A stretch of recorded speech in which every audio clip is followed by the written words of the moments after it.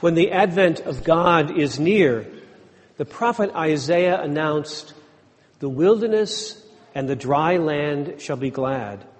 The desert shall rejoice and blossom. The blind receive their sight. The lame walk. The lepers are cleansed. The deaf hear." John the Baptist was preparing us for a much different experience. His winnowing fork is in his hand. He will clear his threshing floor and gather his wheat into the granary. But the chaff he will burn with unquenchable fire. Now in prison, John the Baptist is hearing a different message. It doesn't square with what he imagined. Richard Rohr says that John the Baptist is only a first stage of life prophet.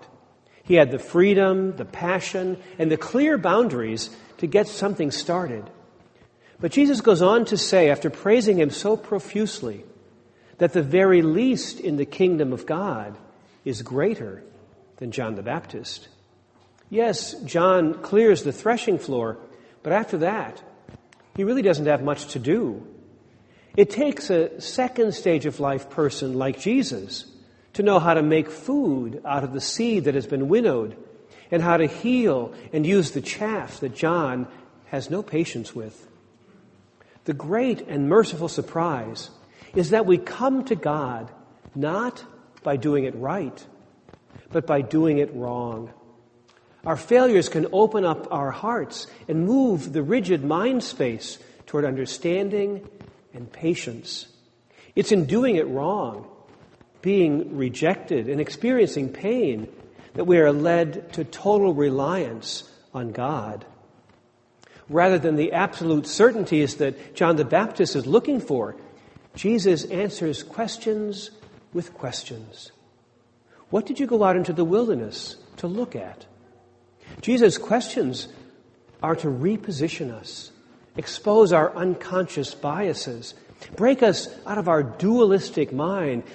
So Jesus leaves us in between, where God and grace can get at us and where we are not at all in control. In 1948, Fred Hoyle, the astronomer, predicted, once a photograph of the Earth taken from the outside is available, once the sheer isolation of the Earth becomes plain, a new idea, as powerful as any in history, will be let loose. John Glenn, the first American to orbit the Earth, gave us that picture. As he orbited the Earth in 88 minutes, clouds obscured the night over Australia, but sunrise was on the way. He radioed Mission Control. "In the periscope, I can see brilliant blue horizon coming up behind me. Approaching sunrise. Over." Mission Control replied, "You are very lucky." And Glenn said, "You're right, man. This is beautiful."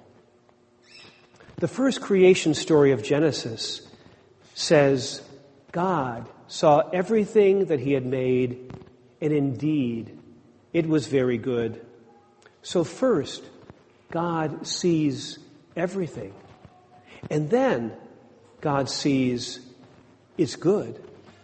So the judgment God makes is that all are good in the sight of God.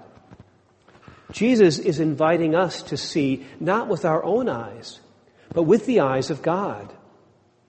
Chaim Potok, in his book, The Gift of Asher Lev, tells us what we can expect. "My father of blessed memory," he wrote, "once said to me on that verse in Genesis, and he saw all that he did, and behold, it was good. My father said that the seeing of God is not like the seeing of mortals. Humans only see between the blinks of their eyes. They do not know what the world is like during the blinks. We see the world in pieces, in fragments. But the Master of the universe sees the whole world unbroken, and that world is good." Jesus wants to give us the ability to see without blinking, beyond pieces and fragments, beyond judging and counting and measuring. Jesus comes to open the heart to the wholeness of creation, for that is what the heart always wants. As St. Augustine said, "You have made us for yourself, O God, and our hearts are restless until they rest in you." Thomas Merton, the Trappist monk who died 48 years ago yesterday, had a restless heart. His spiritual biography, The Seven-Story Mountain, is the modern sequel to Augustine's conversion story 16 centuries earlier. Merton used his social location within the monastery on the margins of society to critique the injustices of his time: racism, nuclear armament, poverty, and then to reach out to support, comfort, and guide his readers and help to organize change.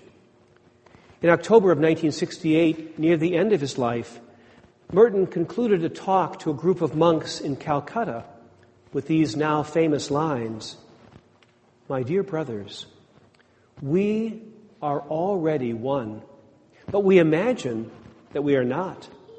And what we have to recover is our original unity.